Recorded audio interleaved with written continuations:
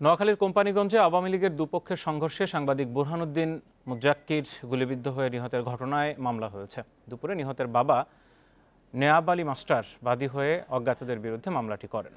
Police জানায়, আসামিদের গ্রেপ্তার ও মামলার তদন্ত প্রক্রিয়া শুরু হয়েছে। এদিকে সাংবাদিক বুরহানুদ্দিন হত্যার ঘটনায় দোষীদের গ্রেপ্তার ও শাস্তির দাবিতে নোয়াখালীতে মানববন্ধন করেছেন বিভিন্ন গণমাধ্যমের কর্মীরা। একই দাবিতে ঝিনাইদহ, সাতক্ষীরা সহ বিভিন্ন জেলায় মানববন্ধন করেছেন স্থানীয় গণমাধ্যম কর্মীরা। এ সময় সাংবাদিক বুরহানুদ্দিনের হত্যাকারীদের দ্রুত গ্রেপ্তার ও দৃষ্টান্তমূলক শাস্তির দাবি জানান। আমরা মনে করি সেই সিসিটিভি ফুটেজ থেকে আমরা প্রশাসনের কাছে অনুরোধ করব যে মুজাক্কির হত্যার এই বিচার আমরা চাই। সংবাদ কর্মী তার পেশাগত দায়িত্ব পালনকালে সে বুকে গুলি নিয়েছে,